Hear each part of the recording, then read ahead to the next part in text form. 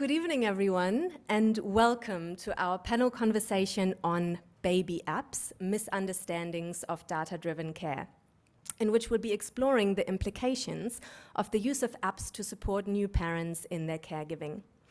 My name is Dr. Katrin Langton, and I'm an Associate Research Fellow with Deakin University through the Center of Excellence for the Digital Child. My research focuses on the role of technology in parents' everyday lives, specifically in the transition to parenthood. And I'm particularly interested in how everyday technologies like mobile apps shape how we parent and the way that we become parents. Oftentimes, this begins with the use of fertility trackers for family planning, the use of pregnancy tracking apps to follow a baby's development, and the use of apps to record infants' feeds, nappies, and sleep in early caregiving. Those are the apps I mean when I talk about baby apps.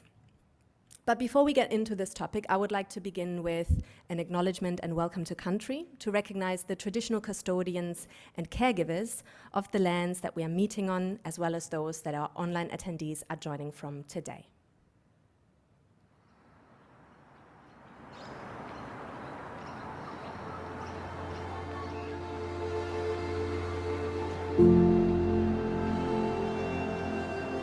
Deakin University would like to acknowledge the traditional custodians of all the unceded lands, skies, and waterways on which our students and staff come together. As we learn, teach, innovate, and research through virtually and physically constructed places across time, we pay our deep respect to the elders and ancestors who have cared for the country that you join us from. An ancient place where education, innovation, and knowledge transfer have taken place for many thousands of years. At Deakin, we aim to nurture and continue this important legacy whilst encouraging our communities to walk softly on country in the spirit of sustainability. In particular, we give gratitude to the elders and ancestors of Wadawurrung country, Wurundjeri country, and Eastern Maar country and beyond, where our physical campuses are located. Their contributions to our learning communities and environments are rich and highly valued. Deakin is committed to embedding Indigenous knowledges and perspectives in all disciplines that we teach, as well as advancing the self-determined interests of Aboriginal and Torres Strait Islander peoples, including treaty and truth-telling. As you move around our physical and virtual environments, take a moment to consider, appreciate, and listen deeply to the country beneath your feet. I would also like to acknowledge the traditional custodians of country where I live and work, in Brisbane or Meanjin most of the time, which are the Turrbal and Yagara people. I'd like to pay respect to the elders past, present, and emerging, and to recognize how much we all benefit from the care that the traditional custodians have been providing for country for tens of thousands of years. And I find this practice of acknowledging country a really lovely reminder of the value and importance of care and its centrality to all our lives. And our conversation tonight, of course, is very much centered around the topic of care and how we think about and value different approaches to caregiving, specifically in the context of becoming a parent in the digital age. Parents have always wanted to do their best for their children, and today there are apps for that. Over the past 20 years, the use of apps and digital technologies has become an inextricable part of how most of us move through and engage with the world and with each other. For many of us, our phones wake us up in the morning, and it's one of the last things many of us look at before we go to sleep. We use it to pay for our morning coffee, or use a banking app to pay our bills. We track our steps with a fitness tracking app and ask Dr. Google whether we should have that mole checked out by the GP. We learn of the outcome of international elections via news apps and wish our loved ones a happy birthday via the Facebook app, which thankfully sent us a reminder just in time. So considering how taken for granted the use of mobile technologies has become, it really shouldn't surprise us that parents and parents-to-be have become such enthusiastic adopters of mobile apps to support them on their journeys into parenthood. While today's grandparents might say things like, well, we didn't have apps when you were growing up and you turned out fine, I think we can all agree that that comparison is quite unfair. But what comments like those do draw attention to are just how much the contexts and expectations of parenting today have changed. For instance, demographic changes mean that the stakes can feel much higher to parents. Many couples have their children later in life than their parents did, and with an average of 1.5 children per family in Australia, the pressure to be a good parent might feel much more intense when you might have fewer chances to get it right. And being a good parent, particularly a good mother, isn't just about ensuring that your child is looked after. It's also about optimizing their development and life opportunities, even starting before birth, and about minimizing the risk of anything untoward happening. To ensure optimal health and development, regular checkups with health professionals today are often supplemented with digital sources of information, and baby apps are a very popular option. It's also important to remember, though, that tracking fertility for family planning, tracking the progress of a pregnancy, or recording an infant's feeds, nappies, and sleep are not new practices. Rather, app use commonly replaces established practices, like using pen and paper to record infants' routines, and oftentimes these either mimic health professional practices or are in fact practices that are prompted by health professional questions. However, the availability and ease of use of apps for these purposes also raises the expectations of the labor that parents put into health monitoring. And while I use the word parents to be more inclusive, it's also really women and mothers who are the target users of baby apps. As a result, it's also women's experiences and practices that are shaped the most by baby apps and whose caregiving labor today takes place in both physical and digital spaces. Especially for new mothers, though, there are also tensions around app use and expectations of good mothering.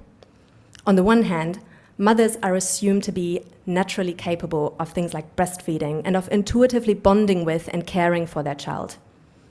However, even intuitive practices like breastfeeding do not come easily to many mothers and are also considered a learned skill that is to be developed with health professional guidance and informational support. A wide range of apps is available to support mothers to develop the skills and knowledge to establish breastfeeding. Yet mothers are simultaneously judged for their use of smartphones and apps in infant care, which is deemed to technophile in parent-child bonding and relationships. And yes, parents today would likely do okay without apps, but how are they doing with apps? How are these apps shaping the transition to parenthood? How can the data-driven care that baby apps facilitate serve us to foster trust, involvement, and connection in caregiving, rather than leading to fears of technoference? And how do we navigate the pressures and expectations of early caregiving in a highly connected world, as parents, as health professionals, and as researchers? Thankfully, the experts on tonight's panel are well placed to help us explore this topic from a range of perspectives. Joining us in person tonight, we have Barb Glare, an international board-certified lactation consultant from Warrnambool, Victoria. Barb has extensive experience in providing empathetic and hands-on support to mothers, infants, and families through both clinical practice and education. She's also the director of breastfeeding conferences and Canopy Health Education, which provides evidence-based learning opportunities for health professionals worldwide. Can I get you to join us on stage, please, Barb? Soon to be sitting next to Barb, we also have Dr Robbie Fordyce on the panel tonight, and I really love how Robbie described himself in the informational blurb for the panel tonight as the loving dad of Freddie. Please come up to the stage, Robbie. And while Robbie is joining us in his capacity as a parent tonight to share his experience of using baby apps to manage Freddie's health and well-being, in his spare time, he's also an accomplished academic. He's currently a DECRA Fellow and Senior Lecturer at Monash University, whose work explores the roles and politics of digital technologies. Then zooming in from South Australia, we have Accredited Practising Dietitian Kaitlyn Dienelt joining us. Kaitlyn currently works as Assistant Director in the Aged Care Quality and Safety Commission's Food, Nutrition and Dining Unit, where she brings her passion for advocacy and supporting people to life. Previously, Kaitlyn has also conducted qualitative research with Australian breastfeeding mothers who used infant feeding and baby tracking applications and provided insights into mothers' rationales for abuse, including both its benefits and its drawbacks. Joining us online all the way from the UK is Dr Josie Hamper from the University of Oxford. Thanks for joining us this morning, Josie. Josie's research explores how digital technologies, information and data shape people's lived experiences of health and medicine and their interactions with healthcare services. She has a particular interest in maternal health and parenting and has studied the uses of apps in this context, as well as bringing her own lived experience as a parent to this work. Finally, Philippa Amery, or Pip, will also be contributing to the panel, and Pip is a brilliant colleague from the ARC Centre of Excellence for the Digital Child. Her research aims to understand mothers' everyday digital practices, specifically in the context of mother-infant interaction. And unfortunately, Pip wasn't able to join us tonight, but we caught up ahead of the panel to pre-record her responses to some key questions on the role of smartphones in infant care. So by bringing together this diverse set of perspectives on the topic of baby apps, tonight's panel aims to spark curiosity and conversation and will hopefully leave you with new ways of thinking about the role of apps as everyday parenting technologies.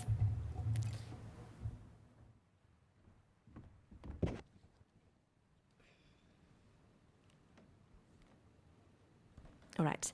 Now, I've set the scene a little bit to sort of describe some of the pressures and expectations on new parents today. And since Josie's work on baby apps starts sort of with the earliest stages of planning to start a family, I would like to start with a question to you, Josie.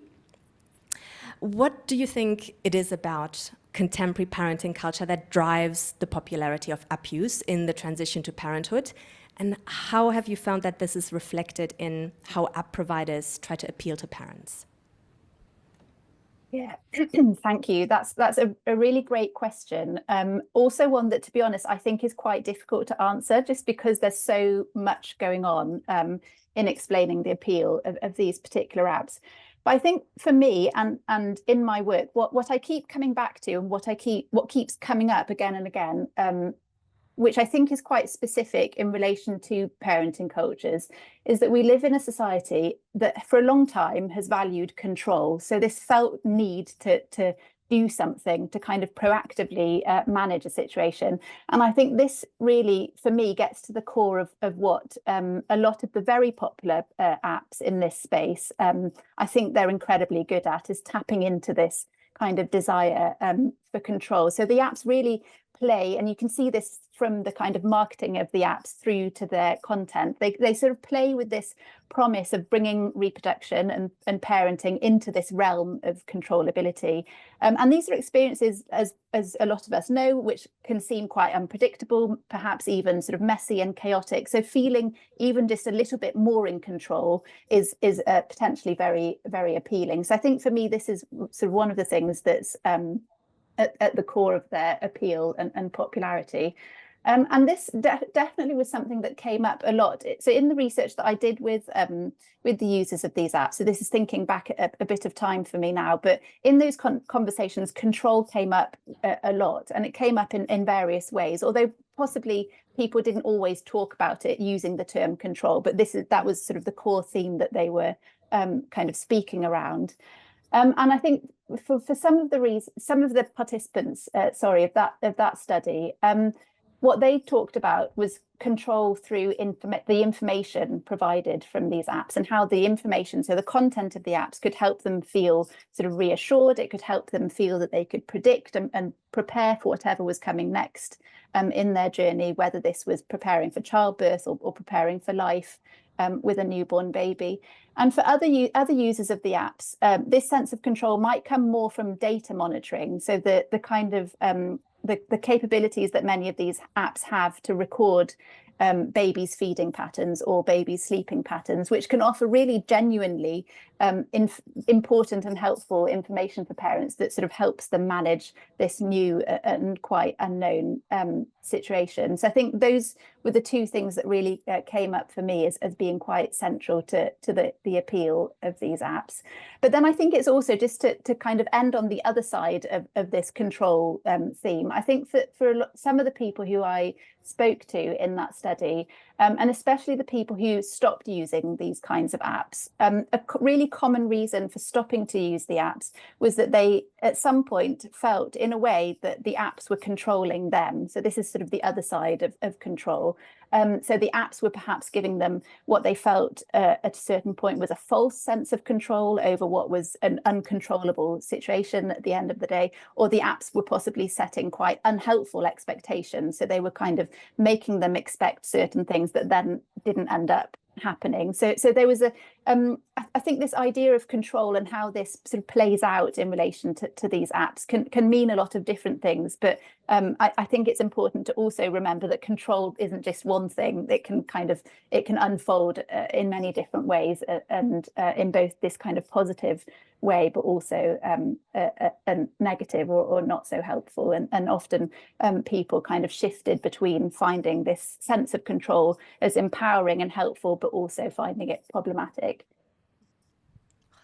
Amazing. Thanks so much, Josie, for that. Yeah, I think that's really fascinating what you're describing there around some of these sort of social and cultural expectations on, I guess, what like good parenting means. Is like good parenting also means like wanting to minimize unpredictability and sort of maximizing the kind of the sense of control that you have. I think both in terms of, early parenthood being like a really sort of messy period where things do feel out of control, but I think also in the context of these apps as health tools, mobile health tools for things like risk minimization. When you want to make sure that that your child grows up and develops as best as possible. And that's also really interesting to me how I guess these are really kind of implicit ideas that are sort of embedded into the design and the information that's available about these apps. And so I'm wondering how that compares to these, and you've indicated some of this already, sort of when it's quite different to, I guess, the hands-on experience of caregiving and the context of practicing infant care, which I guess, Barb, this is sort of what you do. You really support parents in a really hands-on way in early parenthood. And the support that you provide to parents focuses on enabling optimal bonding and connection with their baby, and on improving sleep and promoting successful breastfeeding. And seeing as many apps for baby check-in and infant care are presented as tools that support parents in these same areas, sort of what is your perspective on the role of apps in this space? I guess from my point of view, an app is just a tool like many other tools that we have in our society these days. They can be sort of used for good or evil. But I find we have a lot higher rate of birth intervention, caesarean section, lower birth weight babies that are a bit more vulnerable. And we talked before about the theoretically more precious baby, perhaps, perceived because it might be only one of one or two. So I see sometimes that there are more vulnerable babies leading to more vulnerable feeding or breastfeeding experiences. So sometimes apps are really useful in being able to track how often the baby's feeding, how much milk the mum has if she's also pumping. And I do find that, unfortunately, sometimes the medical system gaslights women a bit, because if things aren't going well, it tends to be you, the mother, you're probably not making enough milk. So if you can empirically use an app to demonstrate that this is not the case and, the problem lies elsewhere, that can be really empowering and helpful to the situation and help people dive deeper to find out what the problem could be.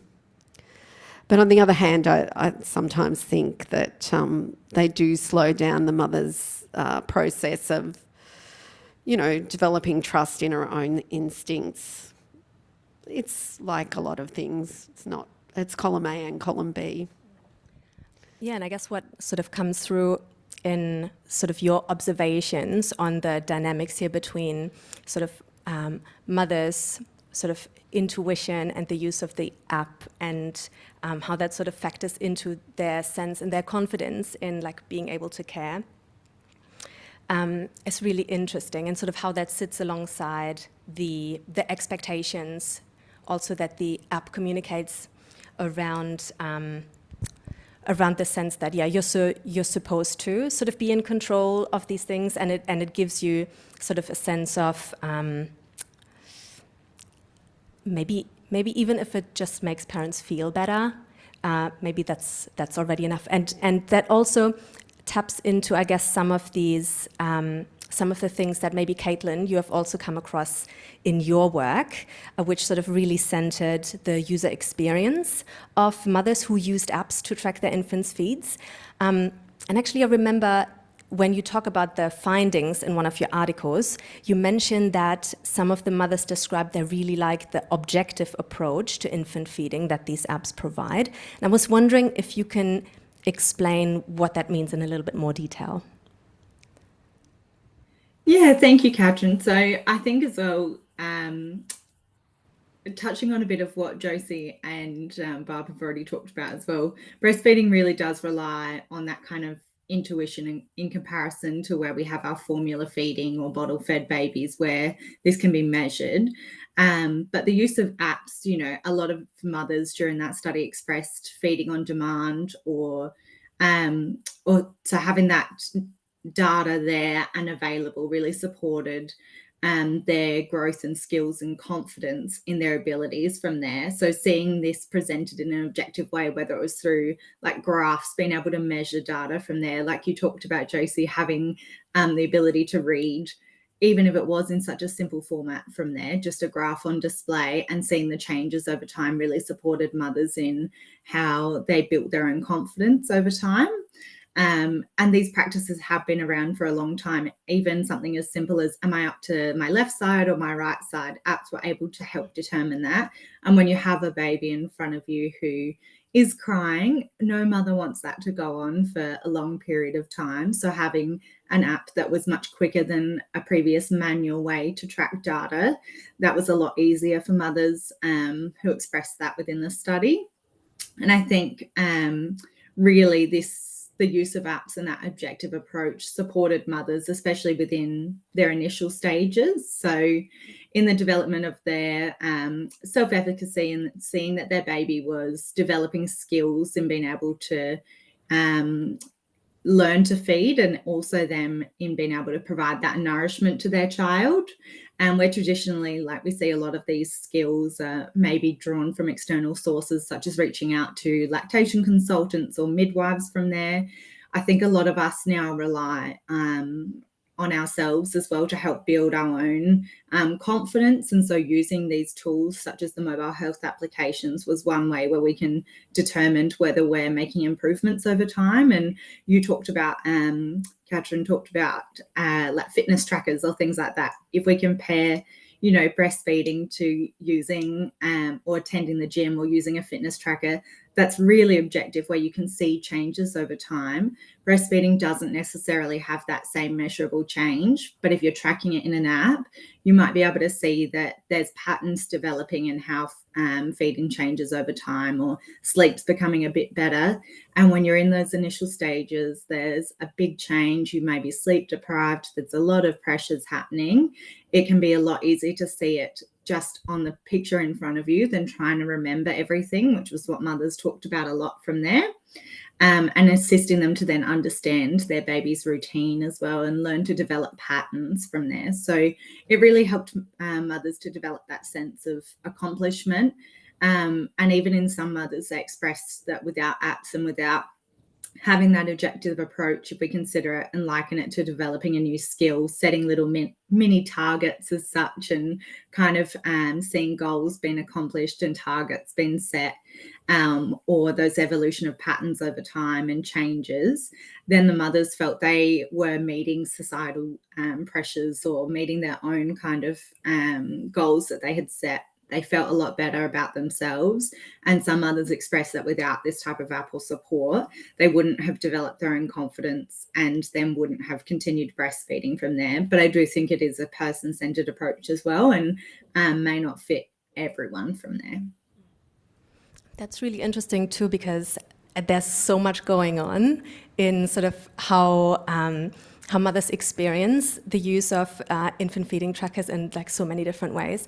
What I found was really interesting, and what you mentioned was this idea of sort of tracking over time and sort of reaching particular targets, I guess, which also, again, sort of taps into this idea that Josie mentioned around this sense of control, and that, yeah, things, seem a little bit all over the place, but actually, when I look at this data and I look at how things are developing over time, I can sort of see there's a sort of pattern that can be quite reassuring. And I think what you also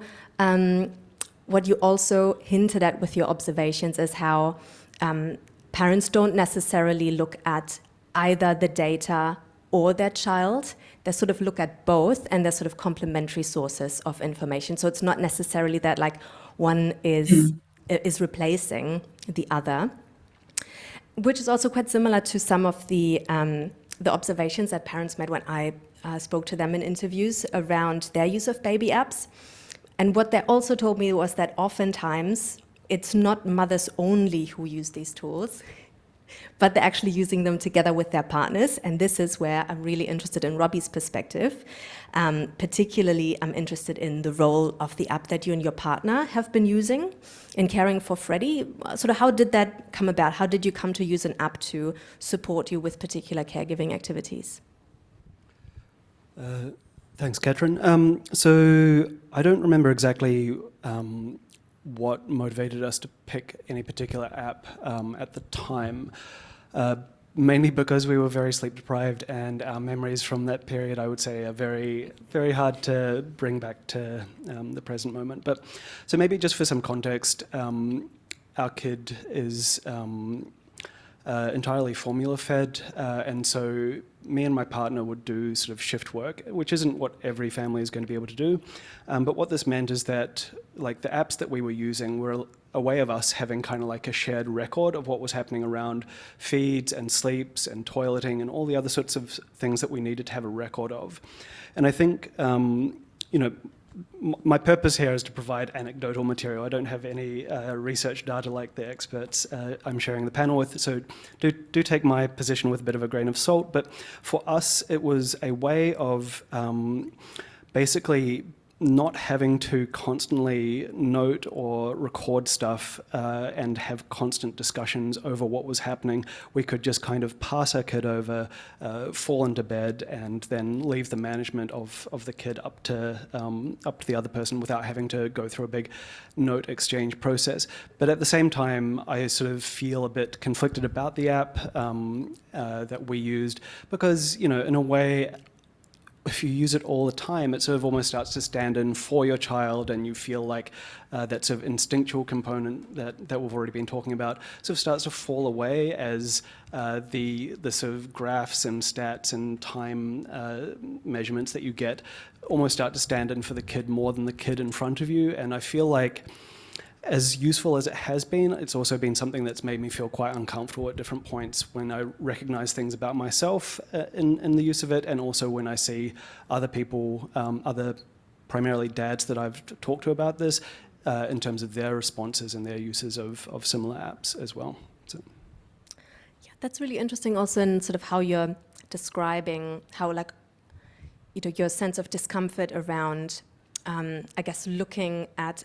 And I feel like that's almost like you're almost acting like a health professional almost in that sense, and that you're because so just in hospitals oftentimes what happens is when you have a baby, you get handed a clipboard and it says like record the number of feeds, the number of nappies, like when your child is sleeping. So very similar to the kinds of data that you would log in a baby tracking app, and then the sort of child health nurse, this is my experience and something else described to me by lots of other parents, then the nurse will come and like check the clipboard, and I guess then our use of apps in sort of similar ways can sort of, I guess, objectify children in a way that you kind of have this sort of distance, in that you're making sort of decisions, yes, partly based on the data, and that can feel really alienating.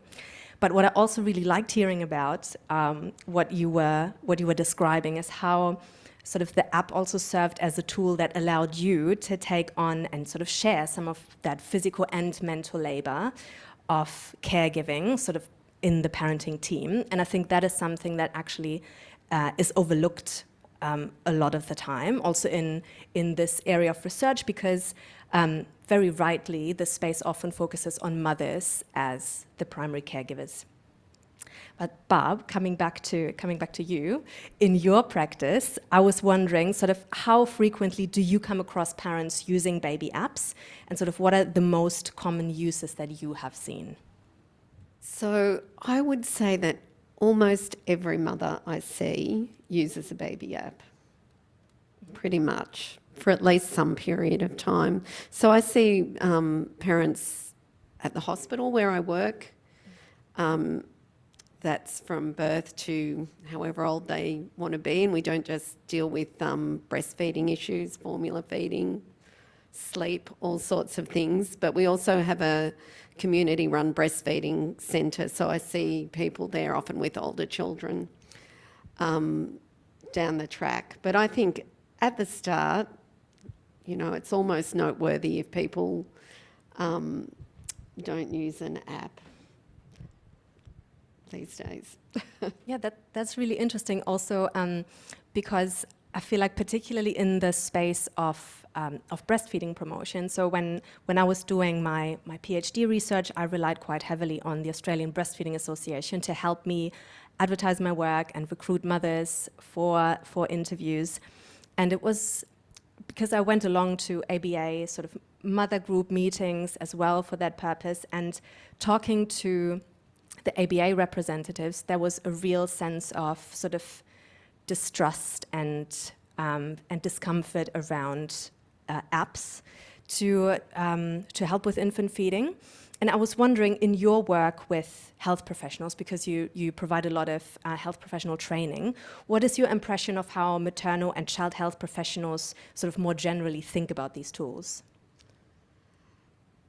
Yeah, well, excuse me, as I said before, I think it's a tool. It's just an extrapolation of what we do, you know. For as much as I would love breastfeeding always to be completely intuitive and natural, lots of times it isn't. And, you know, I find myself asking parents, you know, on the one hand saying, it doesn't matter how many times your baby feed, just lean into it, enjoy it. But how many times did they feed, you know?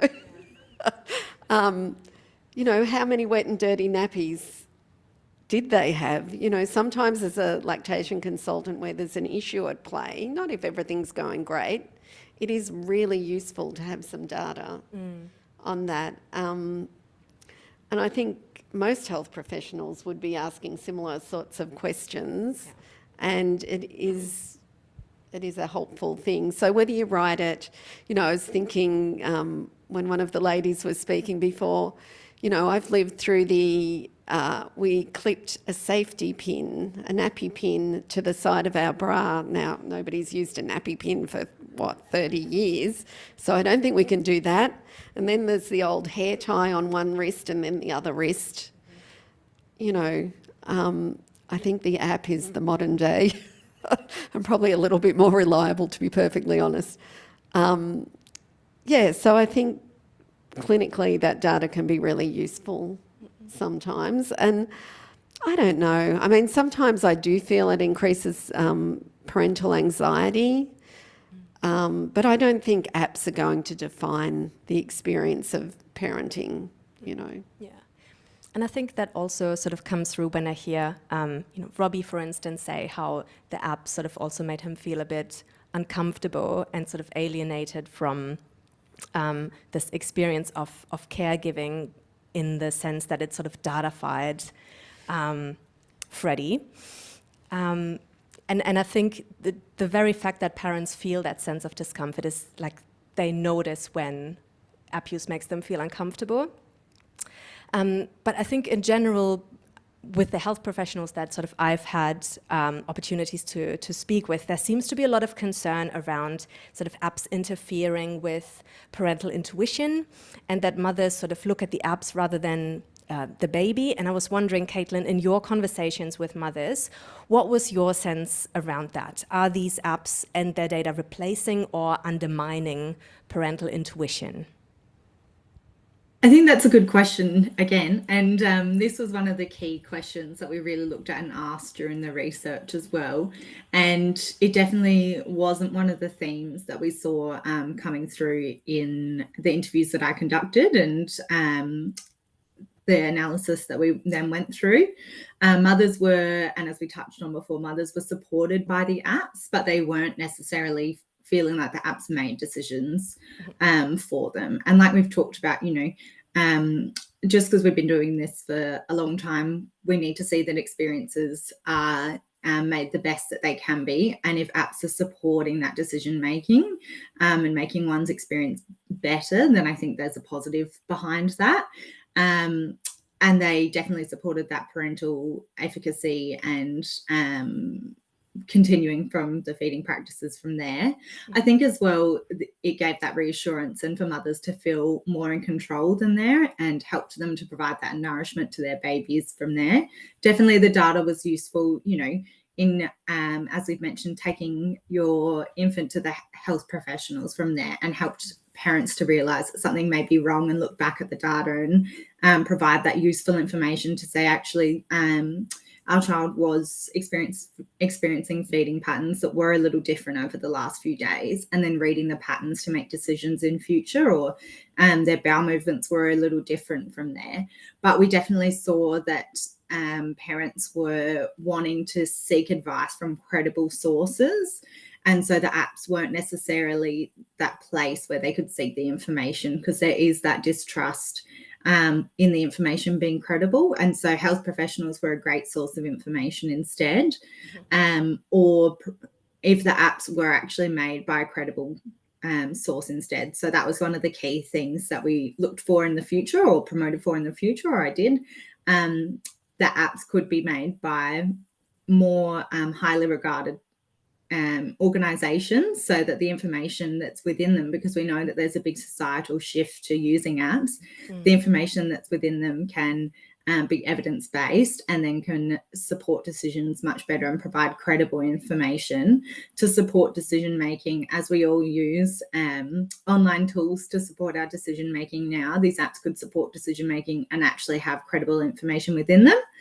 And I think as well, looking at that, just to touch on as well what Robbie said in using the apps and talking about that parental anxiety as well, I think that was definitely one of the themes. And although mothers didn't necessarily use the apps or feel like they overtook their decisions, there was a theme around, expressing a little bit of guilt in overuse of the app, or perhaps it was causing a little bit more stress than they needed within that time.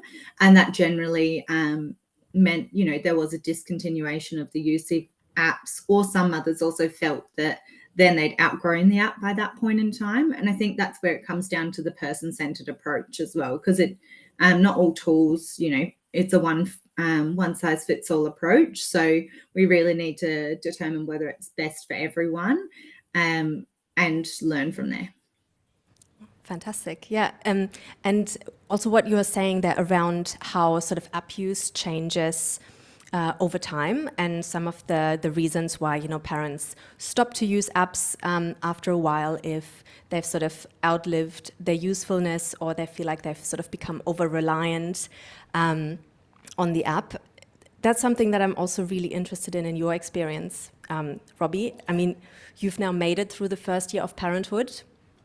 Well done. I remember that being super stressful with both of my kids. But aside from sort of you, I guess, finding your bearings and growing into your role as a dad, how do you feel app use has sort of panned out for you over that time? Sort of how does it changed, and were there any kinds of unexpected implications of app use for you and your partner, or for, all three of you as a family?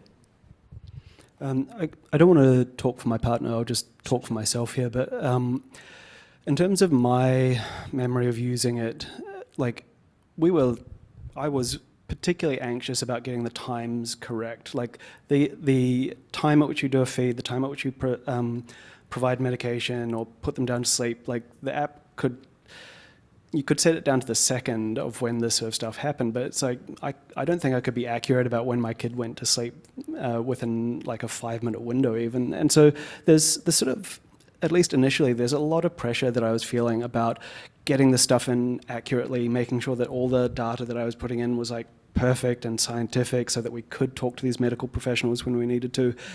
Our pediatrician had never heard of any of the apps that we used, so it ended up being kind of pointless. But the other sort of flip side to it, the thing that I think made us kind of most anxious and what made me kind of draw back from it a bit was that all the sort of value adds that the app was adding, like weight, height, other like head circumference comparison features that sort of made me feel anxious about how my child was growing and developing, because you're not just tracking your kid, you're also getting the sort of normative data about what other kids are like and where you're supposed to be tracking and, when you're supposed to be putting them down to sleep. And I guess the thing that made me pull back from it was that they spoke to an average that we just didn't experience ourselves. So, yeah. And I think nobody does much. That's, kids aren't the average kid, and especially around sleep. I see so much anxiety caused by apps and timing. Babies be babies.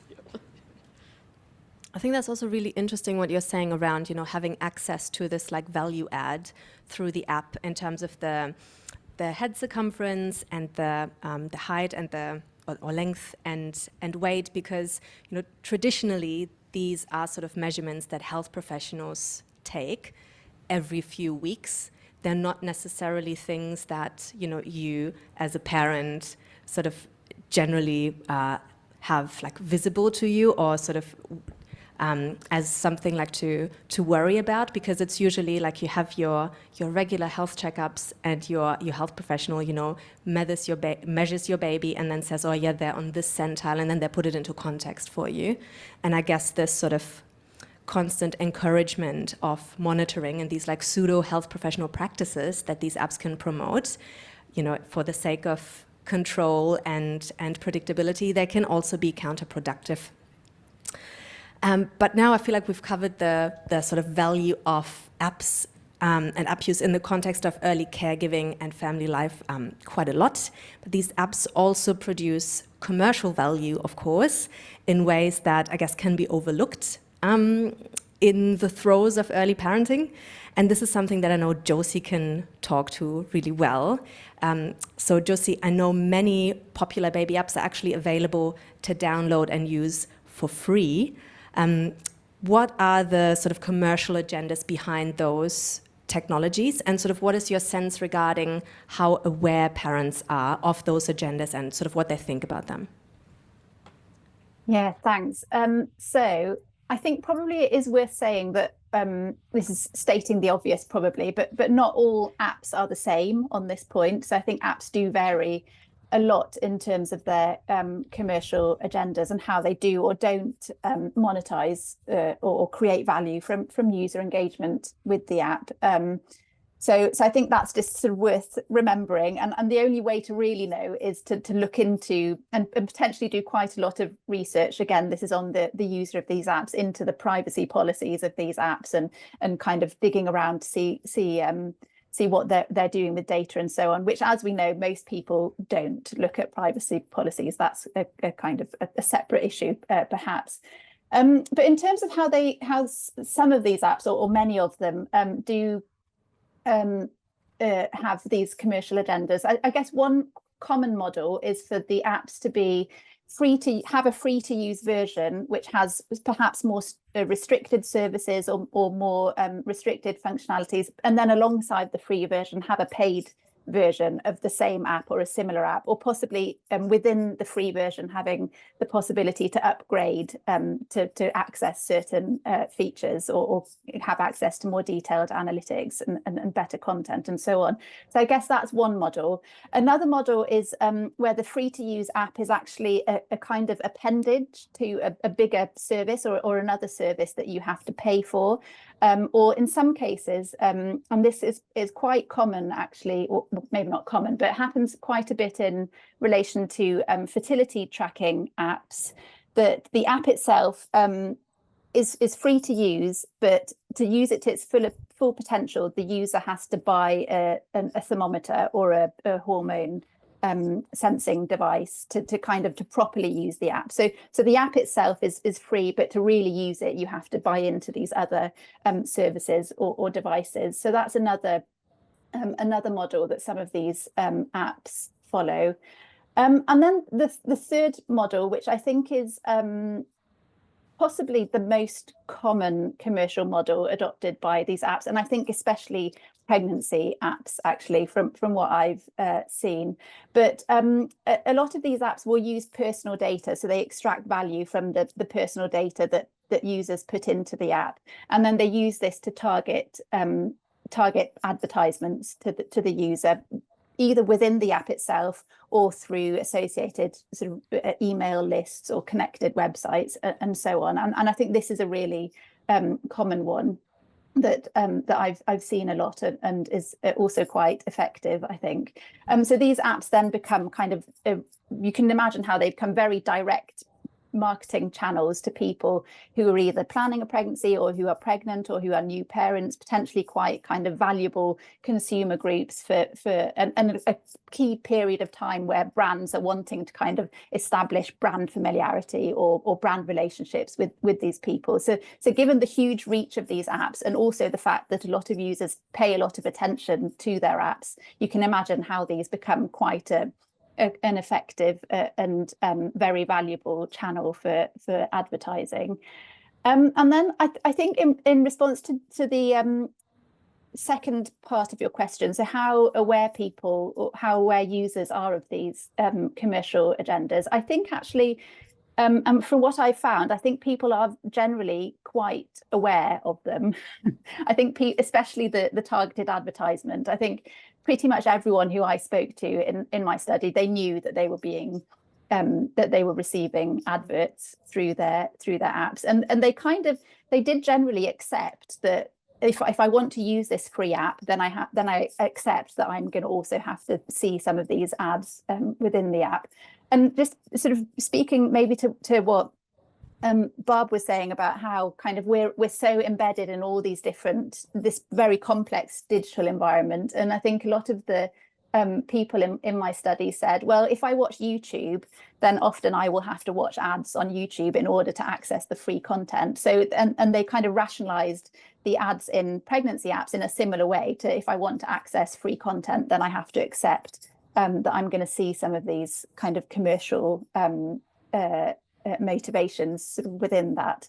And I just, the last thing I'd say is that while I think a lot of people accept that they accept this trade-off, so they're giving their personal data and their attention in return for free service, they accepted it reluctantly a lot of the time, I think. So this wasn't a kind of just blank acceptance. They kind of were constantly navigating a tension, I guess, between wanting access to the apps, but also feeling quite annoyed possibly, or at least very aware and conscious of how their use of the app was playing into normalizing essentially a very kind of commodified model of parenthood.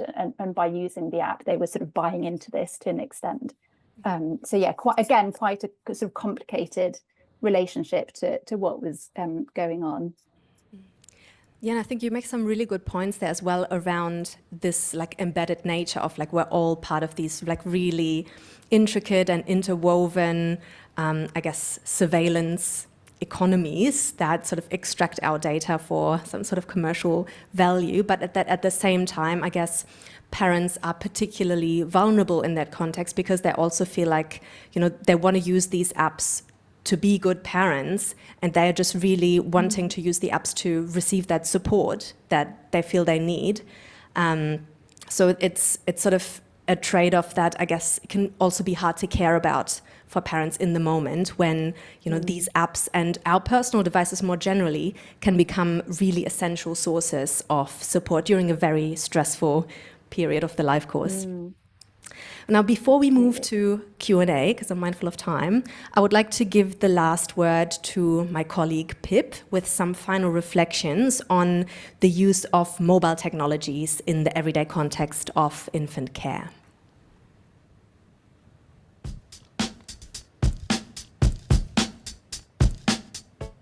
Yeah, so I think that there is a big assumption that smartphones are all-encompassing of one's attention, and that when we're using these devices that we are unable to maintain this interaction with our babies.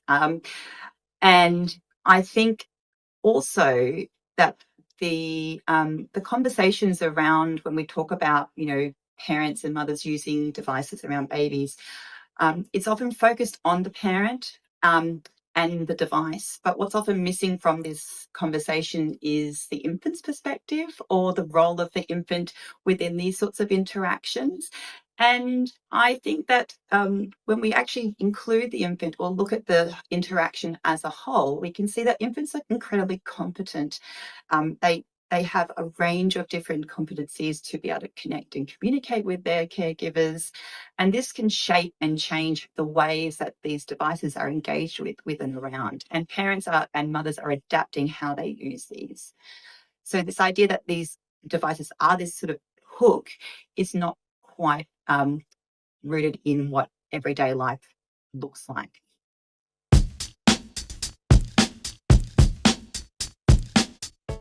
Yeah, so 3 key things.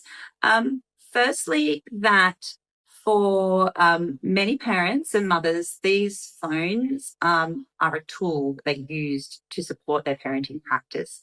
And often the things that they are using it for, whether it's tracking their infant's sleep or feeds, is often in response to a very real need displayed by their babies.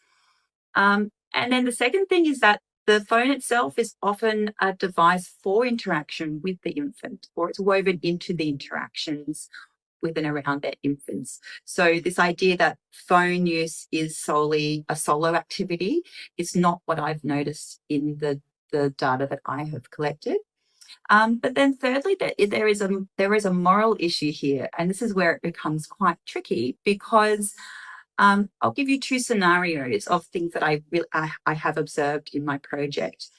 One is an interaction between a mum and a baby where mum is checking her social media for about 5 minutes, and the infant's around and they are having some small exchanges, but the mum's activity is checking her social media.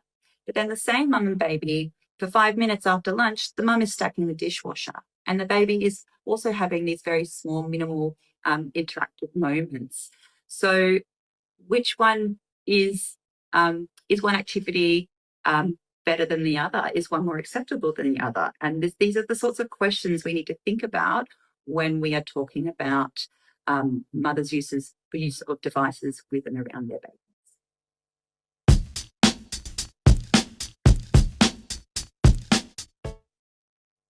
Yeah, it's a really great question and quite a difficult one to tackle. But I think, and I touched on this earlier, that in a digital world, well, there is this assumption that we need to be fully present and attentive all the time. And this idea of being a good mother is being 100% available all the time. And we know that this is impossible.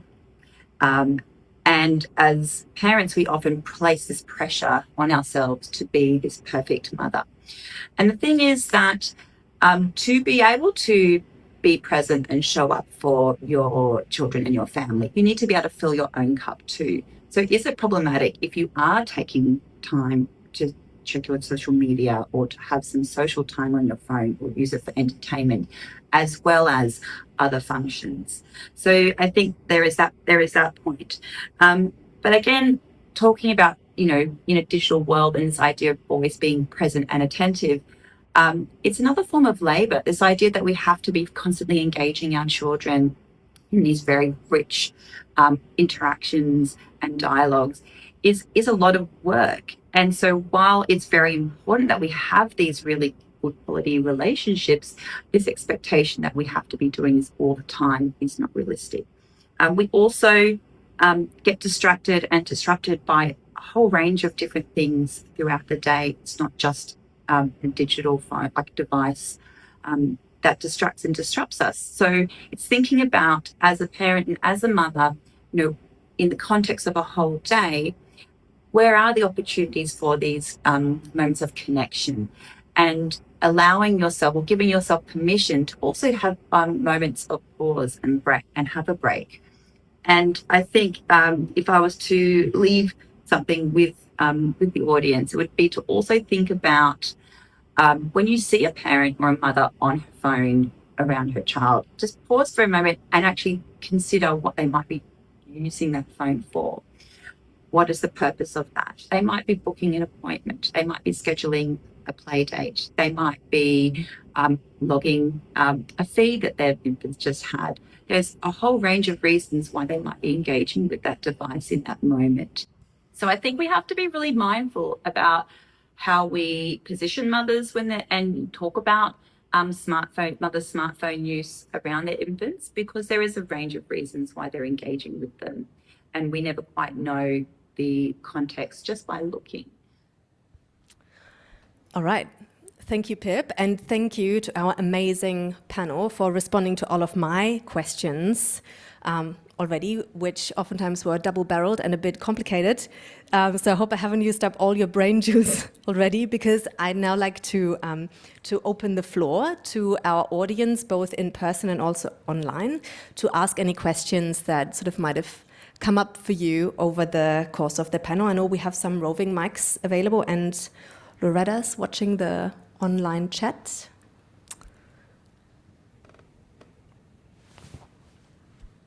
Please.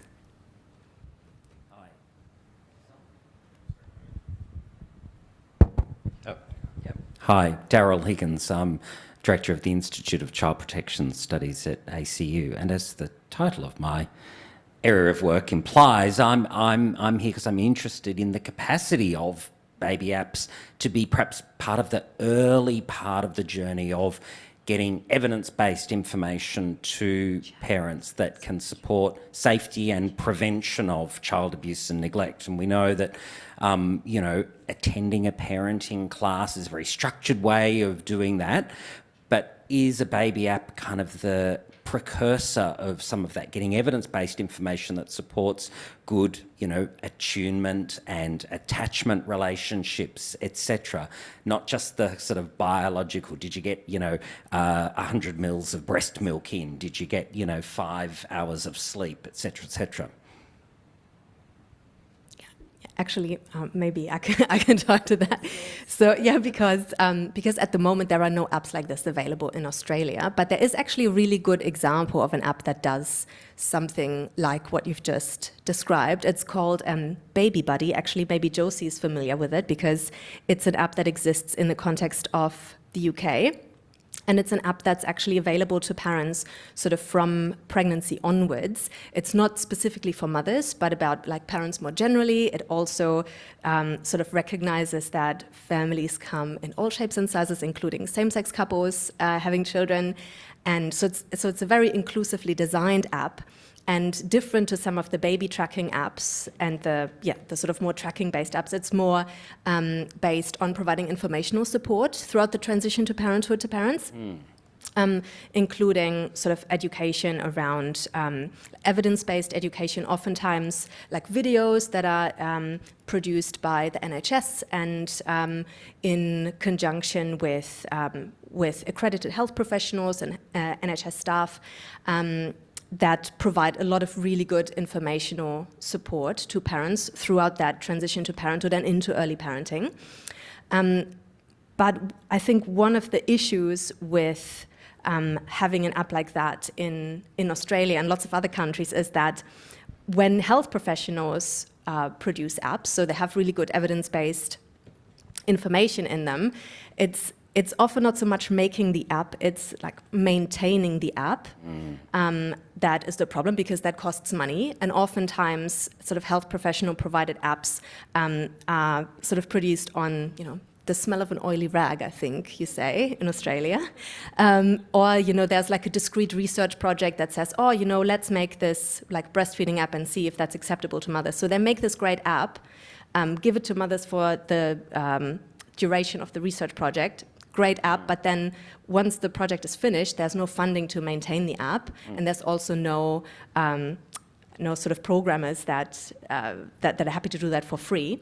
But this Baby Buddy app in the UK is actually funded through a charity, so it has a much more sort of ongoing funding base. And I know there were trials of this app in Australia more recently. But in a very different format. So it was very much only targeting mothers in pregnancy. So I think something like this, something like the app that you are sort of describing as a supplement to providing evidence-based information would absolutely be possible if there was enough funding provided and it was sort of run in partnership with public health. That's absolutely possible, and I think the UK has like a good example there. Thanks. More questions for the panelists?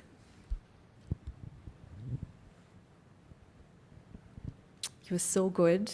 You already answered all of the questions. I've got plenty more questions. Please. There's a totally different question, and putting my hand up, I'm an app user for a very different purpose. I'm a type 1 diabetic, and so I use an app all the time to monitor my blood glucose levels. So I'm kind of, a little bit familiar with that idea of being, kind of attached at the hip, to kind of, borrow an analogy, with an app for kind of, medical or health purposes. But I'm just interested in all of your perspectives around the kind of the pros and cons of that for this particular application. Like a number of you have kind of hinted at the idea of an app perhaps replacing or overtaking that idea of intuition and, trusting yourself and your own relationship with your baby, perhaps being a replacement for, communication with your partner, testing fears and, with perhaps contacting your own mother or father and getting advice from your broader network.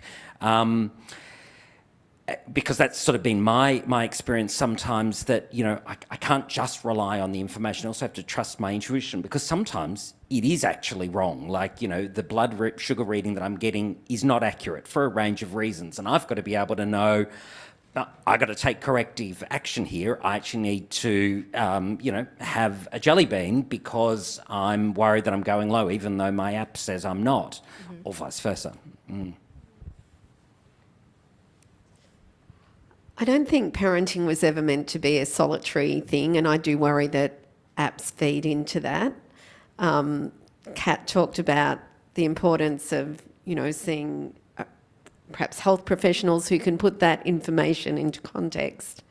And then, community groups who can offer that, like mothers groups that can provide that, or ABA groups that can provide that peer support. So I think it's a small part of a range of options, but you wouldn't want it, I don't think, to encourage that solitude and isolation that so many new parents find to be such a burden in the early days.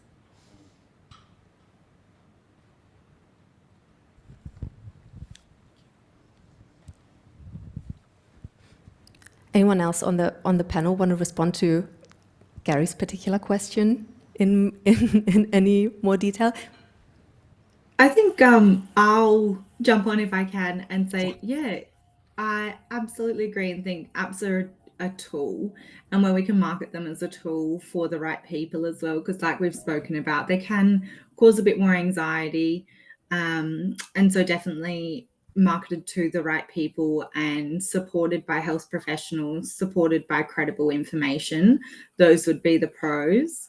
And yeah, seeing and understanding where you don't need to use the app, and supporting your skills and understanding where external sources of information can support, so such as mother groups or midwives or health professionals, and learning the external sources of support to support your own confidence growth, so that then you do have that ability to read the app and understand when the information may be wrong.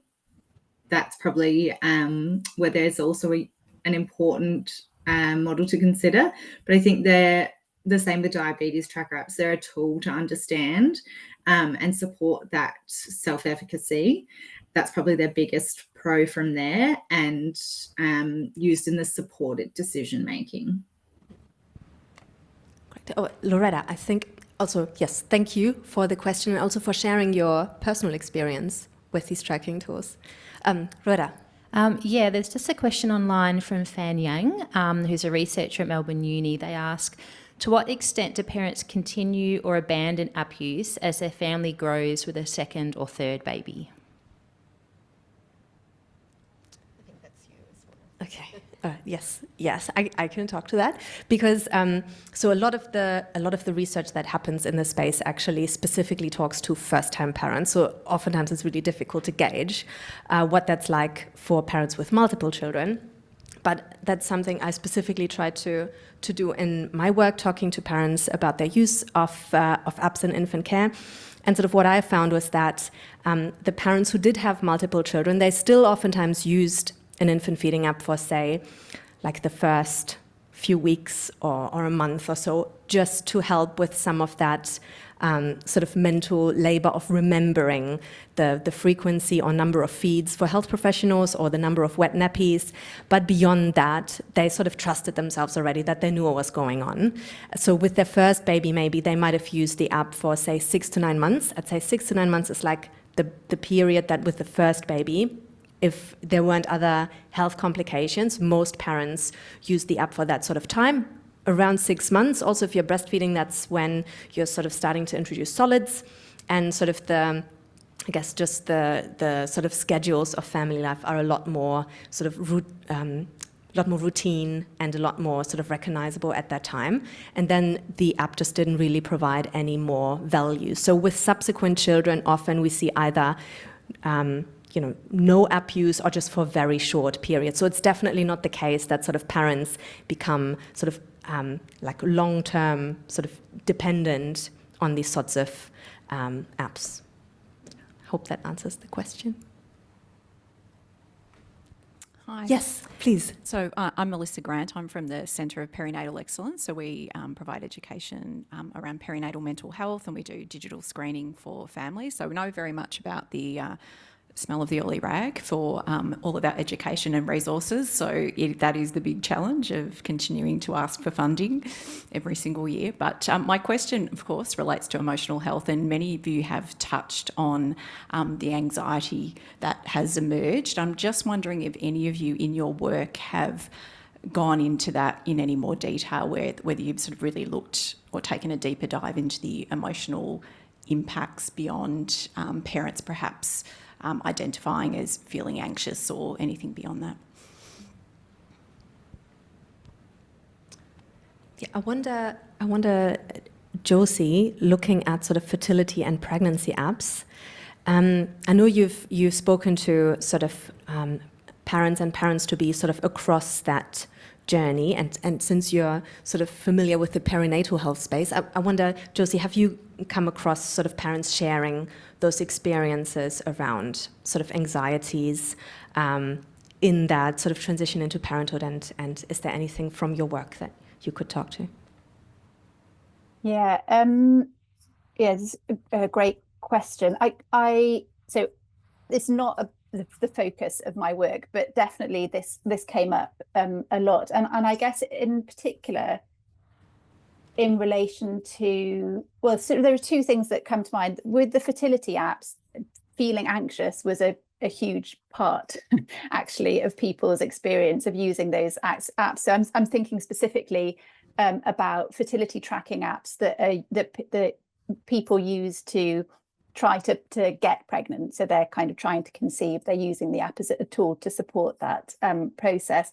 And in those cases, feeling anxious, because I guess one of the things that fertility trackers do is that a lot of the people I spoke to, initially they thought it was a bit of like quite fun and engaging, and they kind of got this app and they were embarking on this sort of new adventure, was the term that a lot of people use. But then what the app does, it is, as each month goes by and there's no pregnancy potentially, then the app makes that very visible. It has this kind of temporal tracking. So over time, the longer the app has been used for, the more anxiety provoking it potentially becomes. So I think that, yeah, talking about anxiety and people's engagements with apps, okay, that came up a lot in relation to the fertility trackers, and it often got to a point then when people had been trying to conceive for a certain amount of time, according to their app, they'd been doing all the right things and timing everything according to their best knowledge, but they still weren't getting pregnant. Then at some point they had to make a decision potentially to abandon the app and then move on to other things like fertility treatments and so on. The other really anxiety provoking moment in relation to pregnancy apps was when, and others have picked up on this already, when people's own experiences of their pregnancy were not at all lining up with what the app was telling them. So pregnancy apps follow sort of week by week. They'll often provide some kind of information about what should be happening to the pregnant body or the fetus at that particular moment in time.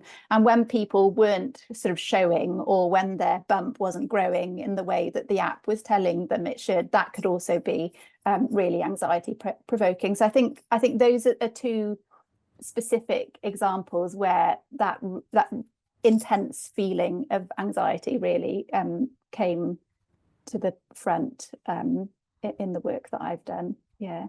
Right. Thank you, Josie. Is there, Robbie, did you want to? I could see your. No, I think I've had my sort of group therapy moment enough today on the anxiety front. Okay, does that? Yeah, thank you. Look, I think we have very much, well, not very much, I shouldn't speak on our whole organisation, but I think it's easy to fall into that category and think of the challenges around apps and the anxiety. So what, this evening's discussion has really shown is where the benefits have been for parents. And so I think that that's really helpful in how you're communicating, whether it's, use the app, this is how to use the app. So yeah, that's been helpful. Thank you. Fantastic. Yes, Loretta? Norma Barrett is from Deakin University. She asks, when phone use is so woven into the transition to parenthood, are many of us who are conscious of our children's screen time and wanting to keep that to a minimum set up to fail, as we are then required to try and unweave it with respect to our children's use?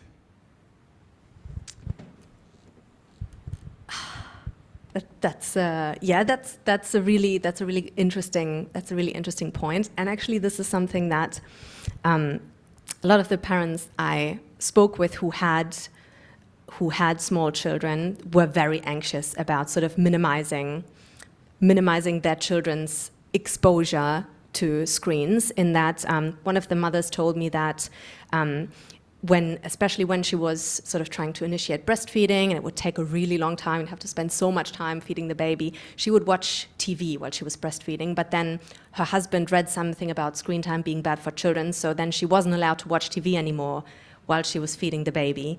So I think, maybe this also sort of taps into this sort of period of the transition to parenthood and early parenting already being a period of really like heightened anxiety, and like you just want to do the best by your children, and there's so little high quality research that actually talks in any meaningful way to the implications of children and sort of screen use.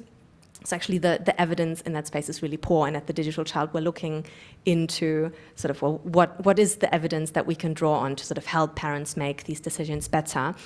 But yet it's certainly something that that parents grapple with, especially also because the guidelines in Australia are that there should be 0 screen time for children between the ages of 0 to 2.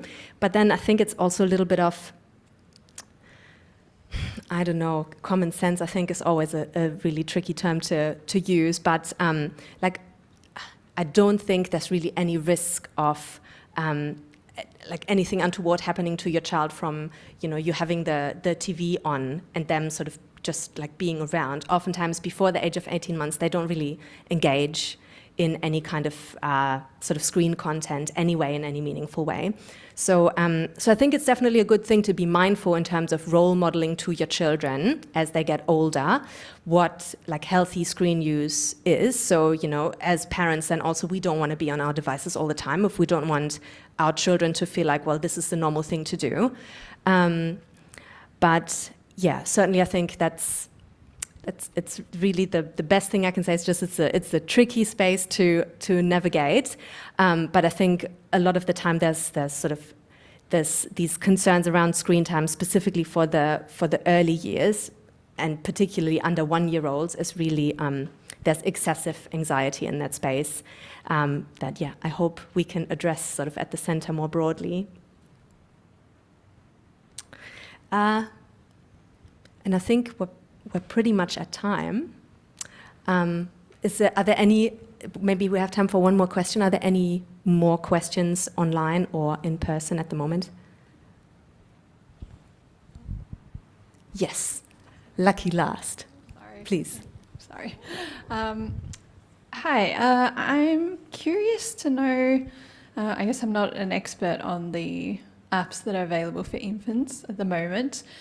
Are they targeted to just parents? I know you did mention that they're often targeted to like women and mothers, but are there any apps, I guess, that are targeted to different groups, or are they just broadly for like the average parent, if that makes sense? I guess, and I'm also curious to know whether whether there needs to be more done in terms of inclusivity, whether there are certain groups that are being excluded from apps, like potentially fathers was mentioned. I guess parents from more vulnerable groups even. Yeah, again, I think sort of in the Australian context on the app stores, there's certainly very little sort of range of apps that are inclusive. This app that I mentioned in the UK context, that's like really making an effort to be inclusive. But on the whole, like the vast majority of apps, particularly before a child is born, so fertility and pregnancy tracking apps are specifically targeting mothers. There are some pregnancy apps for dads, but they're just really ridiculous in the kinds of stereotypes that they perpetuate in terms of, I don't know, you're now... your partner's pregnant, so now you're in the woods together. And I know usually you eat sawdust for breakfast, but you're really going to have to get your act together. And that's the kind of way that they talk to dads.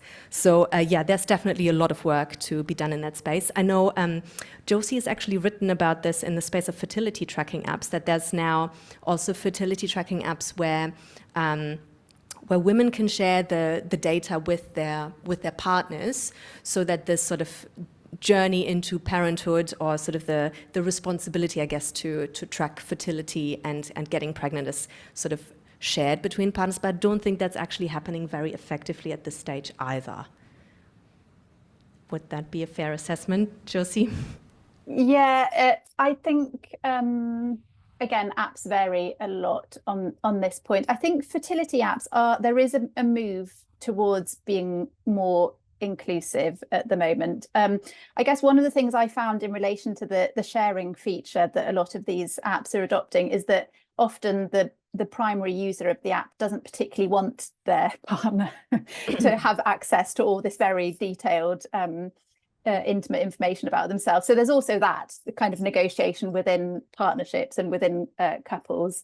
But I think there is more there's a greater recognition now of things like sort of DIY insemination, so tracking fertility in relation to DIY, trying to conceive not with a heterosexual within a heterosexual couple. So there's more of that coming in, and in relation to pregnancy apps, I think again, there are features that allow sort of sharing within couples. But one of the things I found, which was really interesting in my work, is that a lot of the users of these apps were inviting grandparents or expectant grandparents to share the pregnancy journey through an app. So I think there was also this sort of intergenerational aspect of these apps as well, which was fascinating to me. So I think people are also quite creative in how they use the apps, and they use them in a way that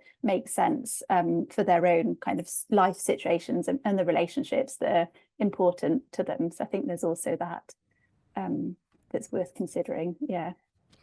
Fantastic. Thanks so much for that, Josie. Now, I think there was one more question. I don't know if it's okay to take one more. Was there one more question? Yes. Fantastic. Thanks. Hi, I just want to tie into like the question regarding like sharing like the app as a sort of medium where the parents are sharing records and stuff. I guess this question is for Robbie. Do you feel like you're fighting the patriarchy while you sharing the burden with your partner child rearing? Thanks, Eugene. This is not a Dorothy Dixer, just to be clear. So, I mean, sharing the data with my partner has been sort of obviously part of like a necessary part of the journey, but in a way, I kind of, like, I wish that that the record kind of didn't last anything more than like 48 hours, because like so much of the data that we're sharing and so much of its accumulation itself is kind of like a bit worrying in terms of the amount of surveillance that I've done of my child. I think more pointedly on the question of patriarchy and kind of connecting to a couple of the topics that came up earlier, I feel like the apps themselves, like, they're clearly quite gendered and are targeted to particular audiences. And I don't necessarily think that there needs to be an app for dads, but because so many of the apps are already sort of like joint or shared or, something that you can use together. But I do feel like if we're talking about power and risk and like, patriarchy as a potentially violent force, I think one of the things that I see in the apps is that they don't seem to be really that like secure, like in the sense of cybersecurity. I think all the surveillance that it allows us to do of our child is also sort of implicitly like a surveillance of the activities that we are doing in that moment. And I worry at times that the odd way in which some of the apps are constructed, they actually present risks for people in unsafe relationships where maybe this is something where they could be reciprocally surveilled by a partner that or like a parent of their child that they no longer have a relationship with. And I worry that that is like a genuine real risk of danger and violence. And I guess my only solution to that problem for anyone out there is like just completely change the app that you are using if that is a situation that you find yourself in. But yeah. Thank you, Robbie. Thank you for this question. It took us into a really different direction. I appreciate that. Great. Well, I don't think there's any more questions. And I mean, by all means, please, if you're here in person, join us for some refreshments and continue the conversation. But yeah, that seems like a good point to end the panel. But I would really love if you could join me all in thanking our wonderful panel, Josie, Kaitlyn, Barb, and Robbie, for sharing their insights and experiences. You can clap now. And also thank you very much to both our online and in-person audiences, obviously, for making the time to come along. Yes, and please join us for refreshments to the in-person audiences. Thank you so much, Josie and Kaitlyn, for coming along too. Have a great day, Josie, and a great evening, Kaitlyn.